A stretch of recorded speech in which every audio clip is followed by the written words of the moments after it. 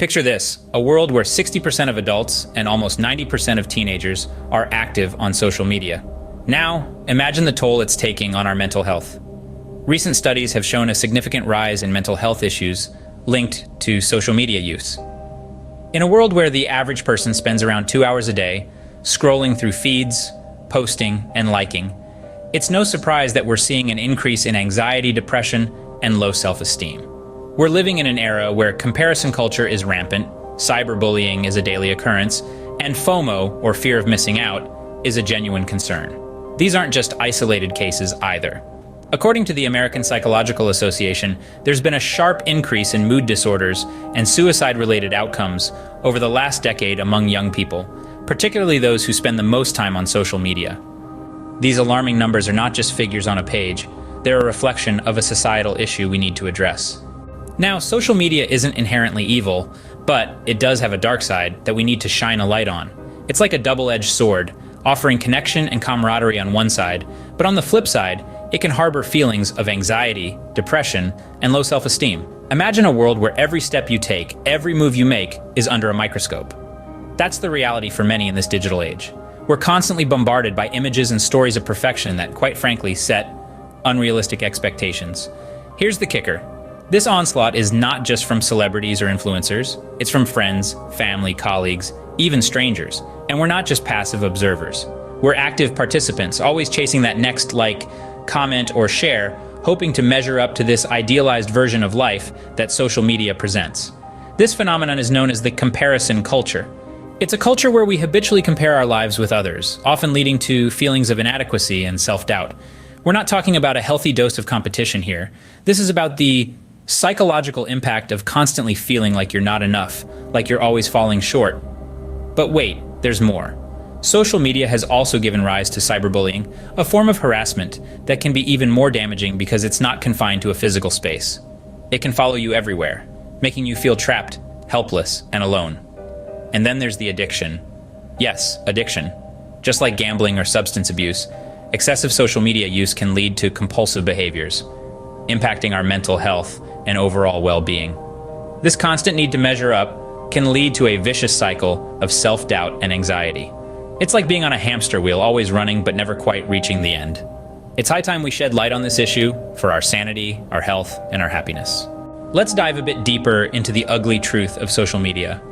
It's not just the excessive scrolling or wasted hours that harm our mental health, it's the harmful practices that are often embedded within our social media culture. Let's take a closer look at some of these. First up, comparison culture. This is the habit of comparing ourselves to others based on what we see on their social media profiles. Here's a case in point. Meet John, a 30-something software engineer.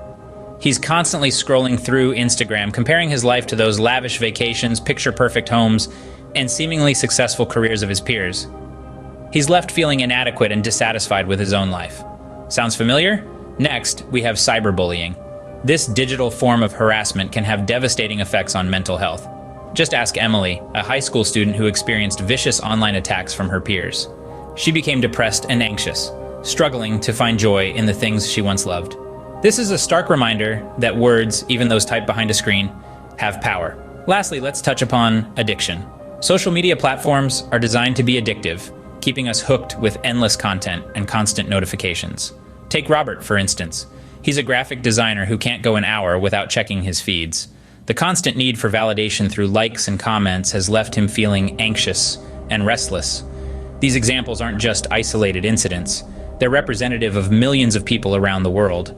The comparison culture, cyberbullying, and addiction on social media are creating an environment that's detrimental to our mental well-being.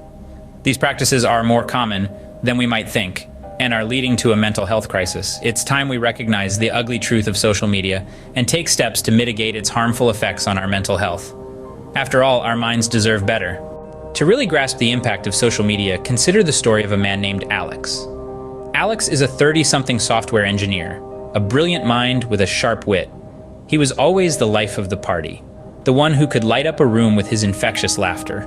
But things changed when Alex found himself spiraling into the void of social media. Alex started using social media as a way to keep in touch with friends and family. It seemed harmless, a fun way to share updates and photos. But soon he was spending hours scrolling through feeds, absorbed in a world of picture-perfect lives. His real life started to seem dull and uninspiring in comparison. He began to feel inadequate, his self-esteem plummeting. Then came the anxiety. Alex started to worry about how many likes his posts received. He would check his accounts obsessively, his heart racing each time he saw a new notification. He was constantly on edge, his mind filled with a whirlwind of thoughts about his online persona. His sleep suffered as he would stay up late into the night, scrolling and posting, trying to keep up with the relentless pace of social media. His work began to suffer, and so did his relationships. He felt isolated, despite being more connected than ever. He was living in a paradox, surrounded by virtual friends, but feeling utterly alone. The turning point came when Alex found himself contemplating self-harm. It was a wake-up call. He realized he needed help and reached out to a mental health professional. With the support of therapy, Alex began to regain control of his life. He learned to set boundaries with social media, to prioritize real-life connections over virtual ones, and to practice self-care. This story is just one of many, highlighting the urgent need for change. It's a stark reminder that while social media can be a powerful tool for connection, it can also be a double-edged sword. It's crucial to remember that our mental health is precious, and it's up to us to protect it, even in the face of the relentless tide of social media. So, where do we go from here?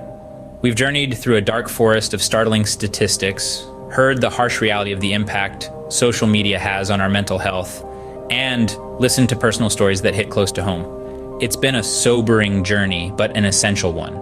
Let's be clear, social media isn't inherently evil. It has the power to connect us, to inspire us, to help us learn and grow.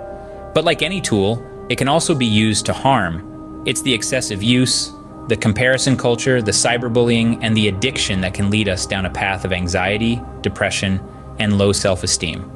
The key is awareness. We need to recognize when our use of social media is no longer serving us, but instead causing us harm. We need to understand that the perfect lives we see on our screens are often far from reality.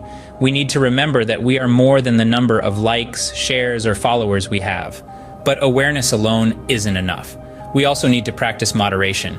It's about setting boundaries for ourselves, about knowing when to put the phone down and engage with the world around us. It's about finding balance, about using social media as a tool for connection, not as a measure of our self-worth. And let's not forget the importance of seeking help when needed. If you're feeling overwhelmed by the negative impacts of social media on your mental health, reach out to a professional. You're not alone in this struggle, and there are resources available to help you navigate through it. Remember, it's okay to take a step back from social media. It's okay to prioritize your mental health. It's okay to say, I need a break. In the end, it's not about quitting social media entirely. It's about using it in a way that enhances our lives, not diminishes them. Awareness is the first step, but it's up to us to take action.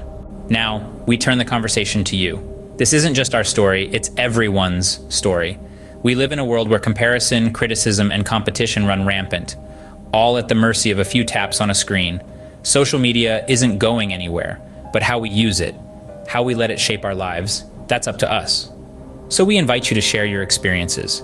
Have you felt the pressures, the anxiety, the self-doubt that can come from scrolling through a feed?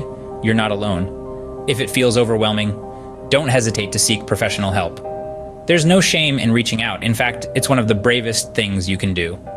Let's continue this conversation. Let's create a community that supports, uplifts, and values authentic human connection over likes and follows. Remember, you're not alone in this. Like, comment, and subscribe for more content on mental health and well-being. Together, we can make a difference. If today's discussion sparked a new thought or challenged your existing views, don't let the conversation end here. Hit that subscribe button and ring the bell to join our community of thinkers and explorers. Until next time, thanks for watching, and I'll see you in the next video.